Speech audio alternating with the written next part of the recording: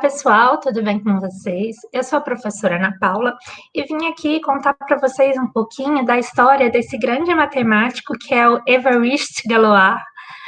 Desculpem a minha pronúncia aí, não sei se é assim que se pronuncia o nome dele, Galois, que eu aprendi assim mesmo. Agora, esse primeiro nome, Évariste, não sei se é exatamente assim, ok? E o Évariste Galois, ele deixou contribuições muito significativas para a matemática, principalmente na área de álgebra e de estruturas algébricas de forma geral.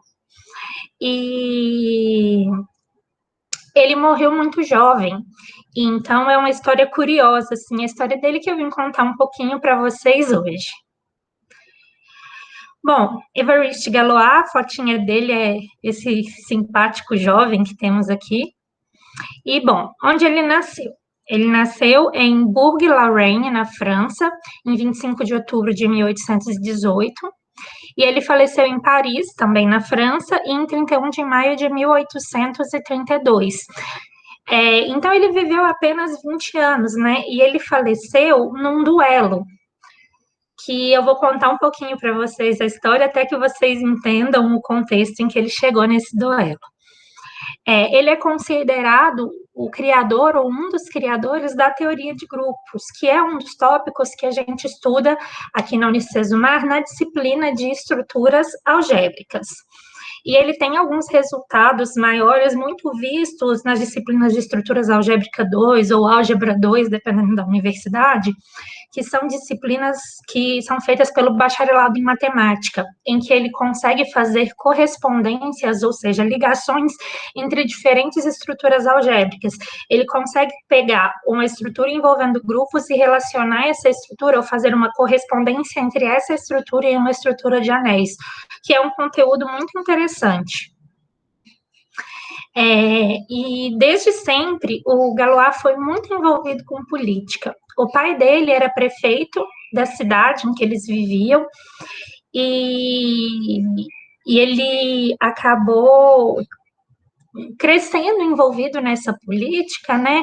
E tendo muitos posicionamentos políticos e ao mesmo tempo em vários momentos ele se encontrou numa posição que era de oposição ao governo principal do país. Então, a política era uma coisa muito presente na vida dele e, com certeza, isso ajudou a moldar o caráter do Galois. E a aptidão dele para matemática era algo notável desde sempre. Os professores dele, né, costumavam dizer que a loucura da matemática dominava esse garoto, porque, de fato, a aptidão que ele tinha para matemática era extraordinária, e ele acabava, às vezes, deixando as outras disciplinas de lado, ou não gostava de estudar as outras disciplinas, porque ele queria se dedicar somente à matemática. E aí, aos 16 anos, ele tomou essa decisão, largou as outras disciplinas e concentrou seus estudos apenas em matemática, mais especificamente em resoluções de equações. Ele publicou seu primeiro trabalho aos 17 anos, e uma coisa curiosa da forma como ele trabalhava é que, assim, as soluções que ele desenvolveu eram muito sofisticadas e muito inovadoras para aquela época. Então, os professores e os mentores que ele tinha não eram capazes de julgar se aquilo que ele tinha escrito era verdadeiro ou não. Então, isso fez com que o trabalho dele demorasse um tempo para ser reconhecido, porque naquele período as pessoas ainda não conseguiam concluir se o que ele tinha feito estava certo ou estava errado. E uma das características dele também é que ele tinha um temperamento muito explosivo.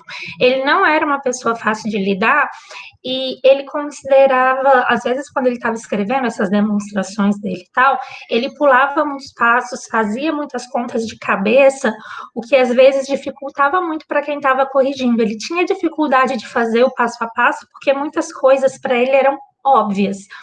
E então isso fazia com que ele batesse boca muito com seus professores, com seus mentores, o que talvez também demonstrasse para a gente que ele era um pouquinho arrogante, né? Mas talvez ele pudesse ser pelo brilhantismo que ele deixou provado aí que ele tinha.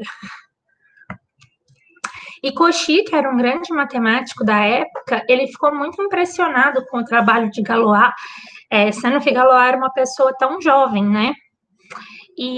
Mas mais ou menos nessa época, o pai do Galois acabou se suicidando por causa de uma fofoca falsa, de uma notícia falsa, enfim, que acabou se espalhando pela cidade deles e arruinou a reputação do pai dele. Então, o pai dele acabou cometendo suicídio e isso fez com que o Galois acabasse tendo um pouco de dificuldade em enviar seus trabalhos para alguns lugares, dentre eles, né, para o Grande Prêmio da Matemática na Academia. Ele acabou se demorando para enviar o trabalho, e quando ele enviou para o secretário dessa academia.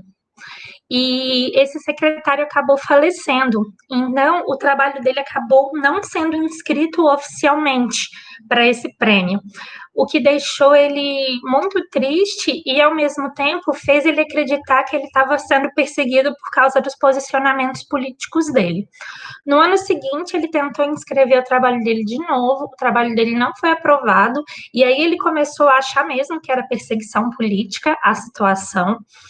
E o trabalho dele da segunda vez não foi aceito exatamente porque estava sofisticado demais, inovador demais, e as pessoas não conseguiam julgar se estava certo ou estava errado o que ele tinha feito, como eu já comentei que era comum de acontecer.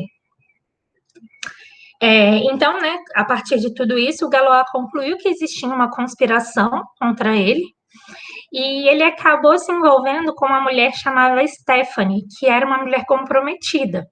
No que ele se envolveu com essa mulher, o noivo dela não gostou nada disso e acabou desafiando o Galois para um duelo. E esse noivo dela era um grande atirador, então o Galois meio que sabia que o destino dele já estava traçado. E então, na noite antes do duelo, ele passou a noite toda estudando muito para que ele pudesse deixar tudo o que ele sabia de matemática ou tudo que ele já tinha pensado escrito, para que em algum momento as pessoas pudessem valorizar os conhecimentos e as coisas que ele tinha desenvolvido. E ele acabou morrendo mesmo nesse duelo, e passou cerca de uma década para que o trabalho dele pudesse ser reconhecido, ou seja, que a matemática conseguisse evoluir até o ponto em que Galois já estava 10 anos atrás, para compreender a grandeza do trabalho dele. É uma história curiosa, eu fico imaginando se Galois não tivesse se envolvido nesse romance com essa mulher e nesse duelo, o tamanho da contribuição que ele poderia ter deixado na matemática, porque mesmo morrendo tão jovem, ele deixou uma contribuição de um tamanho inestimável, assim, né? Era isso que eu tinha para falar para vocês, pessoal. Espero que vocês tenham gostado de conhecer um pouquinho mais sobre o Galois. Eu acho que é muito importante vocês conhecerem um pouquinho da história dos matemáticos que estão por trás das teorias que vocês estão estudando, e por isso que eu quis trazer um pouquinho da história do Galois para vocês, ok? Era isso, então, que eu tinha por hoje. Um grande abraço e até a próxima. Tchau, tchau.